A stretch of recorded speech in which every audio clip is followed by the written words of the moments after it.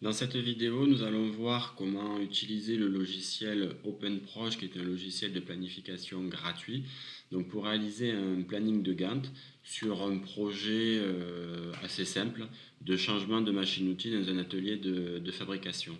Donc nous sommes sur un projet qui est constitué de 10 tâches, qui sont la rédaction du cahier des charges, l'appel d'offres, le choix des fournisseurs, l'accord de la direction, la commande de la machine, la préparation des locaux, la formation du personnel qui va utiliser cette machine, la réception et le contrôle de la machine, l'installation et ses réglages, et enfin donc notre machine est opérationnelle. Au niveau de ces différentes tâches, nous avons la durée ici en jours, et nous avons ici les tâches qui sont antérieures, donc qui sont nécessaires pour pouvoir réaliser la tâche suivante. Par exemple, pour le choix des fournisseurs, il va falloir que la tâche 2, c'est-à-dire que l'appel d'offres soit réalisé.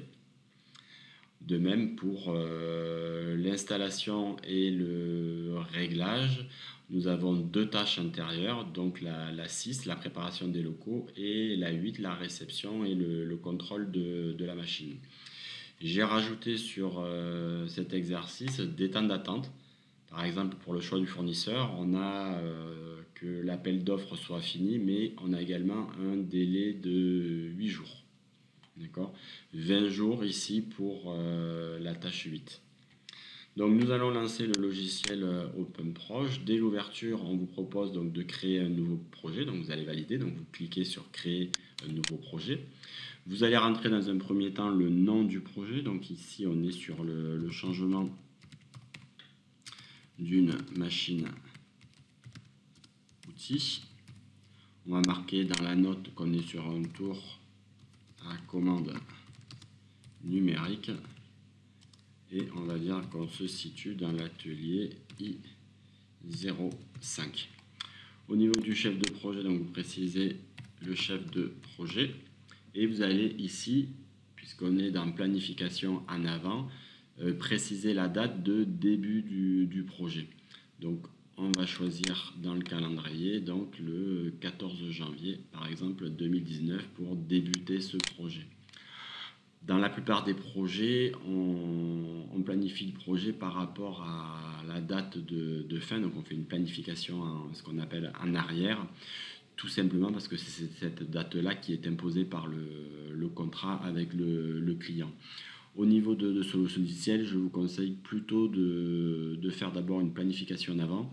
Une fois que le projet est planifié, vous reviendrez sur une planification en arrière en modifiant la date. Sinon, vous avez des bugs au niveau de ce logiciel. Donc ensuite, vous allez valider.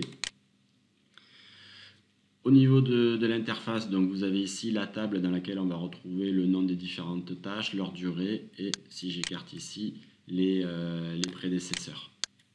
Et dans la fenêtre de droite, on aura donc notre planning de Gantt qui va s'afficher. Vous avez un menu et des outils pour la réalisation de votre planning. Deuxième étape, vous pouvez changer, et vous allez ici dans le calendrier. Vous avez la possibilité au niveau du calendrier de préciser si vous avez des jours qui sont chômés, donc des jours fériés par exemple, ou dans le cadre des apprentis au niveau de la formation du BTS, par exemple les périodes pendant lesquelles vous êtes au lycée et pour lesquelles le projet que vous allez mener en deuxième année ne peut pas avancer. Donc vous avez la possibilité de préciser, par exemple je vais dire que la semaine du 20 et je vais appuyer sur Shift au 26 est un temps de travail chômé, donc on ne pouvait pas travailler là-dedans. Donc vous verrez que le logiciel va prendre en compte que sur cette période-là, le projet ne peut pas avancer, donc il va le décaler sur les semaines qui vont suivre. Donc vous validez. Donc ensuite, il va falloir entrer toutes les tâches de votre projet. Si vous les avez rentrées dans un fichier Excel, vous avez la possibilité de les récupérer. Donc vous les sélectionnez, CTRL-C, et vous allez les coller dans OpenProj. Et vous allez vous rendre compte que immédiatement sur votre droite, vous voyez apparaître ici les différentes tâches. Pour l'instant, elles ne sont pas liées, elles sont indépendantes et elles débutent tous donc le lundi 14 janvier qui était la date de début de notre projet. Donc on va rentrer maintenant les prédécesseurs à ce niveau-là. Donc j'ai la possibilité, pareil, de revenir sur mon fichier Excel et de sélectionner ici mes prédécesseurs et de les rentrer dans le logiciel prédécesseur. Donc vous allez vous rendre compte. Voilà. Donc on a ici notre planning de Gantt. On a en rouge le chemin critique de notre projet, et puis on a en bleu les tâches qui sont non critiques. Et on a ici la dépendance des tâches entre elles par cette flèche ici. On va aller rajouter les attentes. Donc on avait vu que pour la tâche 3, on avait une attente de 8 jours. Donc il vous suffit d'aller dans la tâche 3, de cliquer 2 fois, et dans ce panneau, vous allez dans prédécesseur, vous déplacez le menu, et ici vous pouvez rajouter un retard de 8 jours. Hop. Donc on voit qu'il apparaît ici, plus 8 jours. On a la possibilité, donc pour la tâche 8, on avait une attente de 20 jours. Donc je reviens sur ma tâche 8. Et ici, j'ai la possibilité d'écrire 5 plus 20, J. Et ça évite de revenir dans le menu. On peut le rentrer directement. Donc voilà. Donc vous venez de réaliser votre premier planning de Gantt. Il apparaît ici. Au niveau de l'étape finale, elle est matérialisée ici par un losange noir. Elle est différente des autres tâches, tout simplement parce que dans mon projet, l'étape finale a une durée de 0 jours. Donc au niveau de l'impression, il va falloir jouer ici sur les zooms. Il se peut que votre planning de Gantt ne rentre pas sur un format A4, donc il va falloir le dézoomer. Donc là, je le mets format assez petit. Je vais aller voir ce que ça donne en aperçu avant impression. Donc ici, si je supprime, donc là vous avez la table.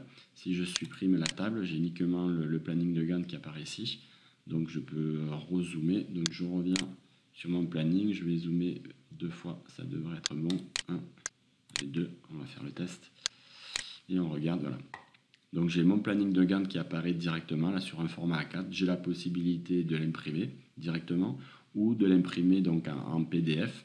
Et vous l'insérerez ensuite dans votre rapport de projet. Donc je rappelle que dans le cahier des charges que vous avez fait valider au mois d'octobre, il y a quasiment pour tous les projets de la classe une planification à réaliser au niveau de votre projet. Donc vous allez utiliser ce type de logiciel, et pourquoi pas celui-ci puisqu'il est gratuit, sauf si votre entreprise utilise un logiciel. À ce moment-là, vous n'avez qu'à utiliser le logiciel qui se trouve en entreprise.